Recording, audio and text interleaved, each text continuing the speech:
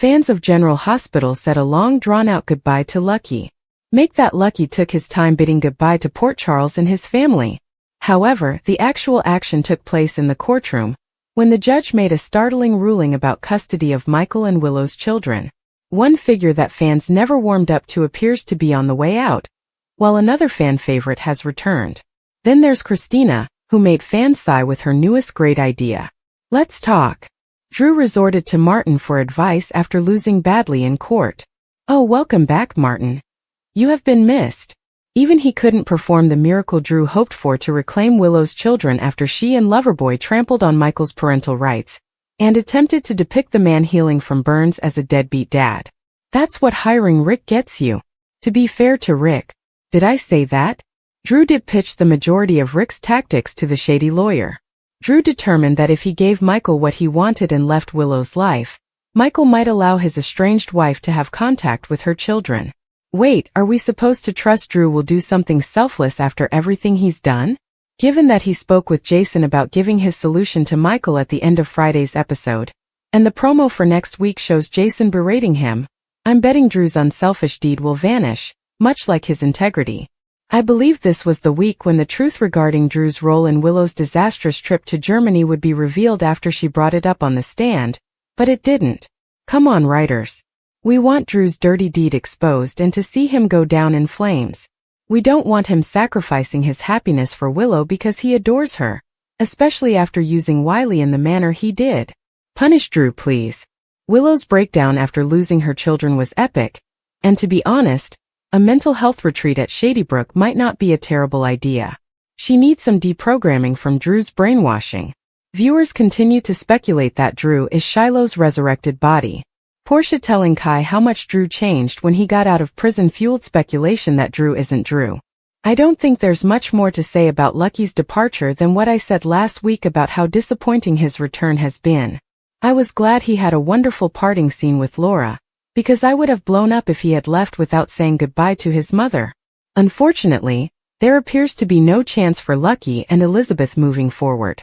Poor Elizabeth, can she ever find love again? Will she have a great plot for once? Maxie finally got involved in Brooke Lynn and Lulu's rivalry, which I had been waiting for. While Lulu is her friend, Maxie made it plain that she was wrong and needed to accept responsibility so that everyone could go on. Lulu predictably shot it down, telling Brooke Lynn that she was not sorry for what she had done to her and would never be. Lulu merely apologizes for the pain she caused Gio. Is Lulu attempting to dethrone Drew as Port Charles's most despised person? And if he isn't careful, Dante will come in second place for the honor based on his recent performance. Yes, he feels hurt, betrayed, and enraged. However, to inform Chase that he should have stood up and forced Brooke Lynn to give him the truth? Dude, you haven't been alone for long. But if you keep this mentality, you will be for life. Good on Chase for telling his partner, I don't give my wife orders. What can I say about Christina's plan to have Cody seduce Ava, and then lead Rick after Elizabeth in order to break up Ava and Rick's blackmail alliance? Alexis stated it best. Has Christina learned nothing? We, as viewers, need a break from Christina's shenanigans. One of the week's highlights was Martin's surprising return. Not only that, but he's prepared to exact his revenge on Tracy. That is not going to happen, however. The writing is on the wall. These two's enmity will eventually lead to a heated kiss. Furthermore, Martin has already convinced her that he could be the solution to her Drew troubles. Why does Isaiah feel the need to intrude on Portia's personal life and problems? Unless it was a chemical test of some type. I can't be the only one who believes Portia will end up with Isaiah, and Curtis and Jordan will reconcile. Right now, this show appears to be on a mission to break up every marriage it can. What can I say about Natalia's apparent banishment to Belize at the hands of Sonny, as a result of her DUI and Turner's request that Natalia turn over evidence on Port Charles's longest-standing criminal? Natalia, enjoy the rainforest and the Mayan ruins. Finally, major news broke this week. Erica Slezak is joining General Hospital. It's only a short-term job, and no details have been revealed, although fans have long wanted her to play Monica. On the one hand, with Leslie Charleston's death, I don't think they'll recast Monica. On the other hand, it could serve as an appropriate conclusion to Monica's plot. I considered the possibility that she was one of Martin's recent ex-wives, But considering Frank Valentini's proclivity for bringing not just actors but also characters from earlier ABC operas, she may appear in Port Charles as Vicky Lord. That concludes my ideas and opinions this week. I'm sure I left something out. It's been a week, and today is Friday the 13th. So go to the comments and share your ideas. Also, who do you think Slezak should play when she hits the soap? Every personal entanglement, corporate alliance and courtroom drama in Port Charles reveals a simmering resentment. Fans of General Hospital know that the show thrives on instability, but the chaos doesn't always bring the payout viewers want. The promise of resolution, justice, or emotional catharsis is frequently held just beyond of grasp. Over the last few months, committed followers appear to be becoming more dissatisfied than enthralled. Many people are starting to wonder if the show deliberately abandoned the concept of satisfaction as a storytelling tool. Drew Cain's recent trajectory is one of the reasons this topic has revived. Drew was formerly supposed to be the broken but competent alternative to Jason Morgan, but he has evolved, or possibly degraded, into something nearly unknown. Drew we see now is not the quietly troubled ex-Navy SEAL attempting to carve out a niche in Jason's lengthy shadow. Instead, he has become aggressive, unpredictable, and for many supporters unlikable. The transition did not occur overnight, but it has reached a boiling point. His interactions with other characters, particularly those with Carly, Michael, and Willow, have portrayed him as dominating, manipulative, and self-centered. Many people are wondering if Drew Cain has officially become the most loathed man in Port Charles. What is interesting is that this transformation did not result from a thorough character analysis or an organic emotional trip. Instead, it appears to be the outcome of narrative expedience. Drew had to alter in order to support other plots, and in doing so, he became hollowed out. His post-prison change was billed as a reinvention, but instead of making him more layered or sophisticated, the writers appeared to have transformed him into a stand-in villain. Not in the traditional soap opera sense, but in that aggravatingly smug way that makes spectators want to fast-forward through his scenes. His smugness is patronizing rather than appealing. His "I know what's best" attitude creates contempt rather than confidence. Fans sometimes sympathized with Drew when he was used as a pawn in other people's games, such as Helena Cassadine taking his memories or Peter August's years of deception. But Drew is now a game player in his own right, albeit not in a way that makes him powerful or interesting. He lacks the moral ambiguity of Sonny Corinthos, and the gloomy mystery of a returning Jason. He lacks the vulnerability that previously made him approachable. This new Drew wanders around as if the world owes him something, as if everyone else's moral compass should correspond to his own self-righteous one. It's annoying, and worse, it's unearned. Compare Drew to other nominees for the show's least liked character, such as Nina Reeves, who has spent years shifting in and out of viewer favor. Nina's decisions frequently contradict logic, but she's always written with emotional reason. We may disagree with her, but we understand her. That is a key distinction. Drew, on the other hand, is becoming increasingly ambiguous about his objectives. Is he attempting to protect Willow or using her as a weapon against Michael? Is he still in love with Carly? Or has it evolved into a technique of controlling her actions and relationships? Viewers are left perplexed because Drew doesn't seem to know what he wants, and not in an interesting, tortured hero sense. Instead, it appears that the writers are forcing Drew into every plot hole that requires a fix. The irony is that Drew's moral breakdown could have been one of the most riveting stories on the canvas, if handled with more emotional clarity. Imagine a man who once lived in Jason's shadow, and is now attempting to establish his own legacy, only to discover that he is making the same mistakes. That type of psychological mirroring would be excellent content. However, the show does not allow Drew to reflect on himself. Instead, he's written as if he's already determined to be the hero, with everyone else serving as either an impediment or a pawn. That arrogance stems not from confidence, but from a lack of self-awareness. And this is where the audience begins to turn against him. Fan displeasure stems from a deeper issue. General Hospital no longer appears to be engaged in offering emotional payback. Characters make decisions that are never followed through in meaningful ways. Secrets fester, not to create tension, but to stall storytelling momentum. Relationships end without confrontation, whereas betrayals are either ignored or exaggerated. It's as if the writers have chosen to avoid closure entirely, preferring to tease the idea of drama without ever fully delivering the repercussions or emotional impact. The no satisfaction method is dangerous. In a genre that requires long-term involvement, fans must feel as if their efforts are appreciated. They don't mind long burns, in fact, soap operas are based on them, but they do anticipate some sort of resolution, whether it's a romantic reunion, a villain's downfall, or a sincere admission. When none of that occurs, or when the payoff is diluted by gimmicks or last-minute redemptions, the emotional bond begins to unravel. Drew's current arc is an excellent illustration of this pattern. Rather than allowing the character to reflect on his decisions, the show moves forward, expecting the audience to accept his new personality without question. There is also the matter of Drew's place in the wider ensemble.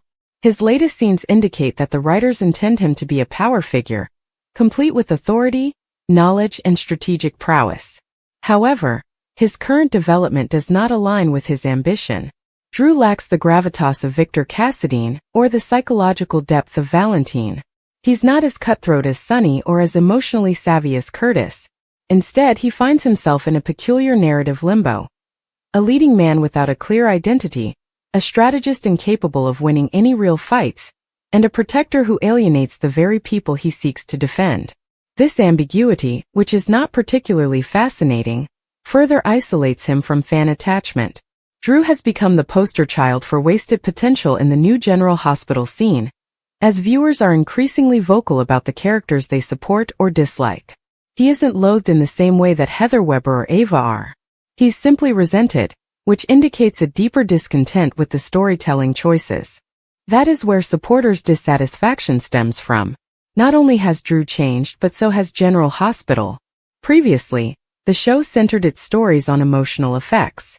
It now focuses on strategic misdirection. The audience is no longer encouraged to feel strongly.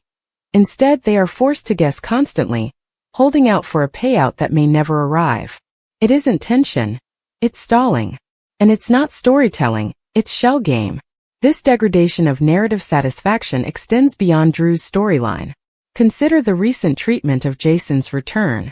The expectation was immense, and while his early moments were full of drama and intrigue, the follow-up has been disjointed. Characters who should have reacted angrily to his homecoming, such as Carly, Sam, and Sonny, responded calmly.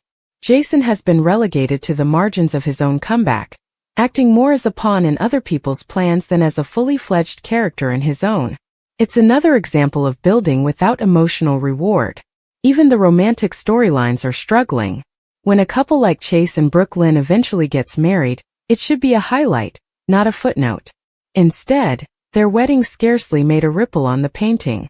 There was no huge plot twist, reveal, or game-changing moment. It just happened. That kind of flatness is terrible in soap operas because weddings are supposed to be occasions for the whole town, not just the couple. So where does it leave Drew and the audience? The answer may be in how the show chooses to confront the damage it has caused. There is yet a chance to save Drew, but it will need a fundamental transformation. He needs to fall and fall hard. The character requires a reckoning, one that drives him to confront the darkest aspects of himself. Not as a plot twist but as a genuine emotional breakdown. Only then could he begin to rebuild in a way that will rekindle spectator empathy. Similarly, the performance as a whole must rediscover the meaning of satisfaction. That doesn't imply wrapping up every tale neatly. It does involve respecting the character's emotional logic. If someone has been betrayed, they should respond. Someone's redemption should come at a cost. If a villain is exposed, they should bear the consequences. That type of storytelling is what keeps viewers engaged. Without it, the show risks becoming a collection of meaningless scenes, rather than an emotionally coherent tale. For the time being, Drew serves as a cautionary story. Not just about how a character may be damaged, but also about how a show can lose its direction. When fans complain they can't get no satisfaction, they're not simply referring to the Rolling Stones. They are voicing a deeper concern.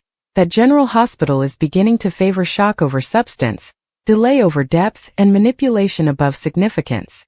And unless that changes, Drew will not be the only casualty. He could be the first sign of a greater problem, affecting the entire municipality of Port Charles. According to General Hospital News, if there's one thing fans can agree on about Cameron Matheson's performance as bad guy Drew, It's that he's doing an outstanding job. In fact, many fans believe he is in his element with the present storyline. As many soap fans recall, Cameron played a wonderful person on All My Children, and while he began as another good guy on General Hospital, it appears that Drew was a little dull with Carly. Fast forward to the present, when Cameron is playing the biggest sleazeball politician in Port Charles, and no one is objecting. This is the best work he has done in years. As our fans would understand, the internet had a lot to say about the situation. Some have even stated, when he was doing the nurse's ball red carpet and being Cameron Matheson home and family presenter, and then switching over to Evil Drew during the breaks, it was wonderful to watch him manage both characters. He was doing an excellent job with it. Another show fan remarked, Cameron is so much better at playing a bad guy that it's not even funny. He's the ideal type of villain for a soap. Sleazy, messes with people's life, justifies his own nonsense, selfish. The problem with GH is a lot of villains end up being murderers or irredeemable people like the worst Cassidines, the mobsters Sunny Faces, and psychos like Nelle Shiloh Peter. There was also the following comment. Hardly agree. I think CM works much better as this new scummy version of Drew than he does as the decent guy. He can play a manipulative D-bag quite well. And I believe the program lacked villain characters who weren't just killers and mobsters. Cameron Matheson has always had an undeniable charisma and presence in whatever he touches, but in the world of General Hospital, he's clearly stepped into his element. As Drew Kane, a character full of intricacies, shadows, and secret agendas, Matheson seemed to have tapped into something more natural than ever. His portrayal has a quiet confidence, a combination of strength and subtle vulnerability that has grown vital to the Drew character as the plots progress. Fans have noticed something new about Matheson recently, and it's not just his writing. His portrayal has depth, implying that he isn't just portraying a role but living it. His scenes are imbued with emotional intelligence and psychological tension that captivates spectators, leaving them conflicted between pity and distrust. That is not a balance that every actor can achieve, but Matheson does so with grace and increasing command. His scenes with Laura Wright's Carly Corinthos have received high appreciation. The chemistry between them is evident, but there's also an electrifying tension. Two individuals grappling with the weight of their pasts, while attempting to navigate what might come next. Drew's relationship with Carly is constantly being strained, especially as his secrets mount up and his desire to prove himself grows stronger. Matheson portrays internal conflict with depth. You can sense the remorse in his eyes even as he continues to make wrong judgments. This delicate balance of good and wrong, devotion and ambition, has enhanced Matheson's place on the canvas. There's a growing sense that Drew isn't the hero he previously appeared to be, and that shift is primarily due to the layers Matheson keeps adding to his performance. He does not need to raise his voice or take up too much space. Instead, he moves with the deliberate precision of someone who understands exactly what his character is hiding, and what it would cost him if the truth were revealed. Away from the camera, Matheson appears to be doing well. He's become a fan favorite not only for his playing abilities, but also for the way he interacts with fans and embraces his role in the soap opera community. His visits at fan events are always well attended, and his social media presence demonstrates a genuine appreciation for the support he receives. That kind of connection just enhances the tie between the performer and the viewer, making his on-screen work even more powerful. Drew Kane's journey has not been straightforward. He was introduced as a man with a difficult past, memory loss and identity concerns, a figure who could have easily become a cliché. But Matheson never allowed it to happen. From the start, he brought a grounded energy to the role, refusing to let Drew become a caricature. As Drew walks a tighter and more dangerous line, Matheson explores darker tones, driving Drew into morally gray zone with amazing effectiveness. Drew has recently found himself at the center of some of Port Charles's most heated tensions.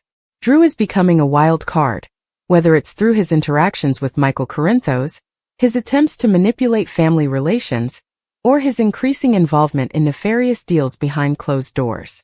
And despite the character's downward fall, Matheson's portrayal stays razor-sharp. You believe Drew is cracking under strain, yet you never doubt that there is a method to his madness. One of the most interesting aspects of this transition is how it impacts those around him.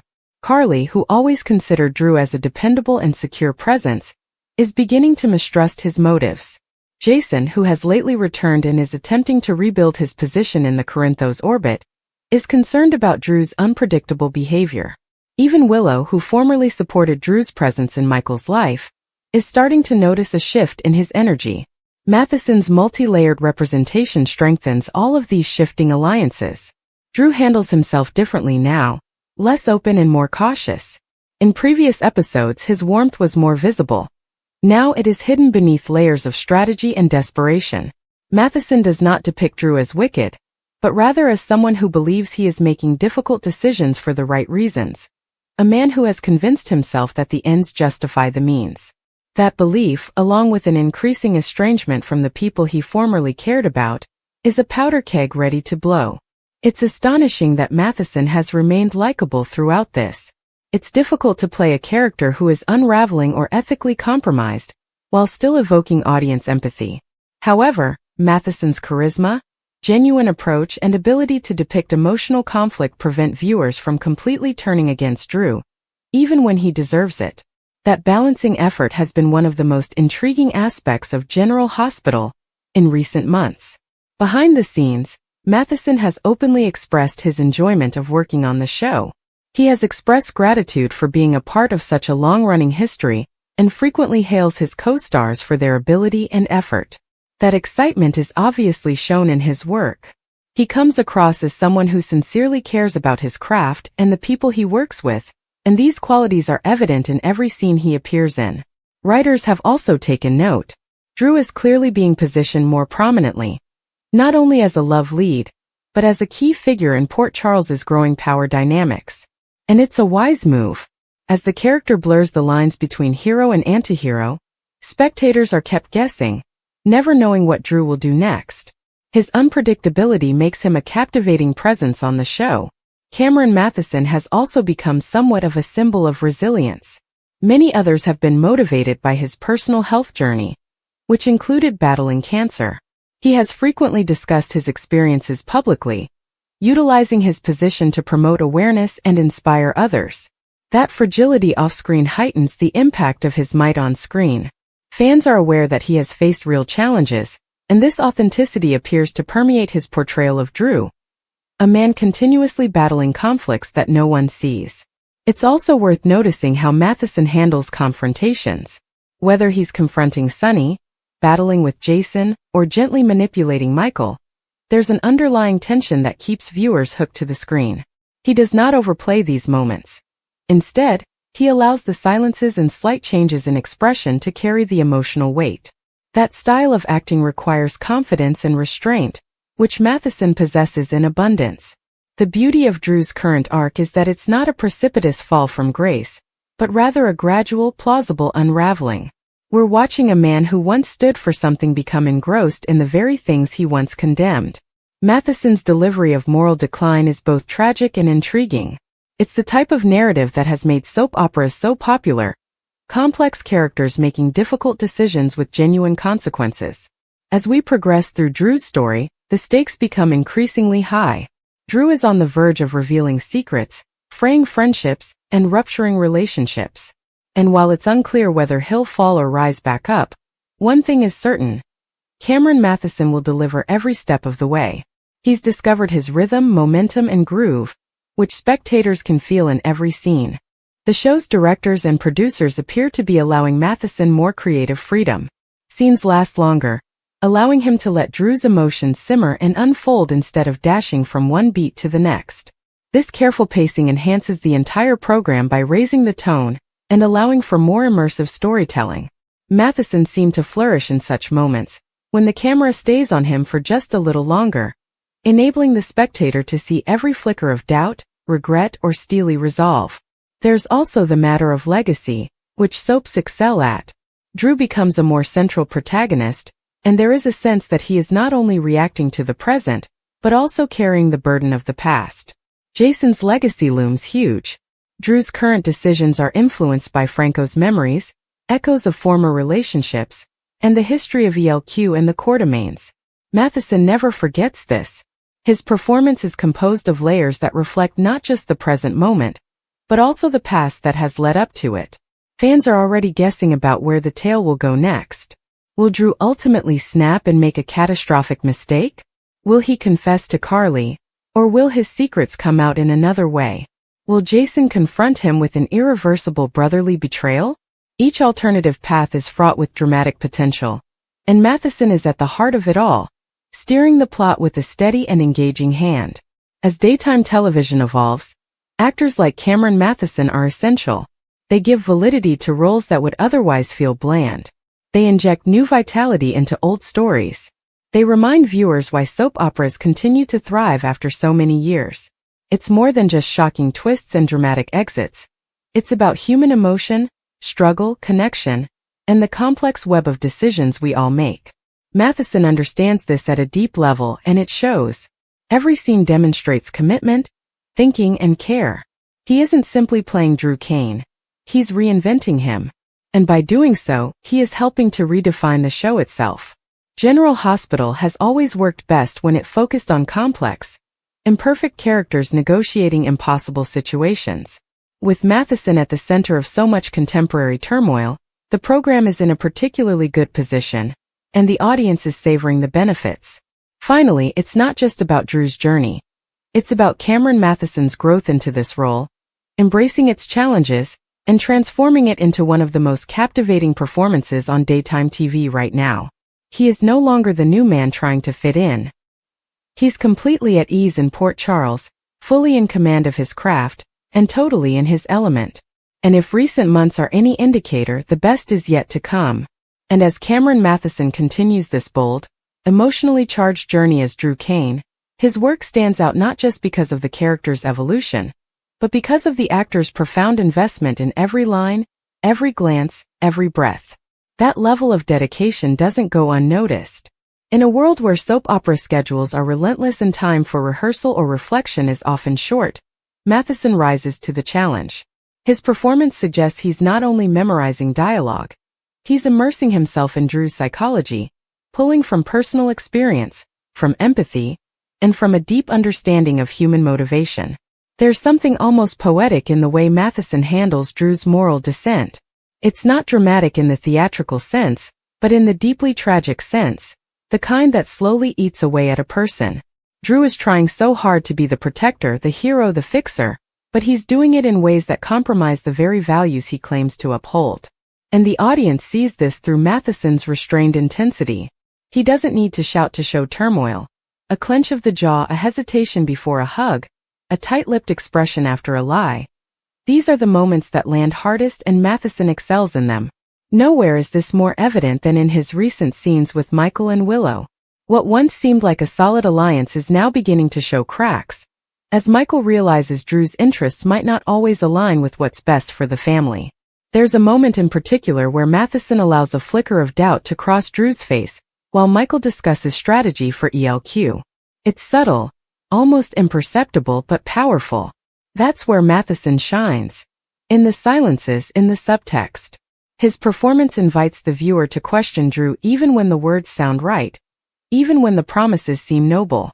And this ambiguity is what makes Drew so compelling right now. He isn't a villain, not exactly, but he's not clean anymore either. He's damaged, reactive, and growing more ruthless by the week.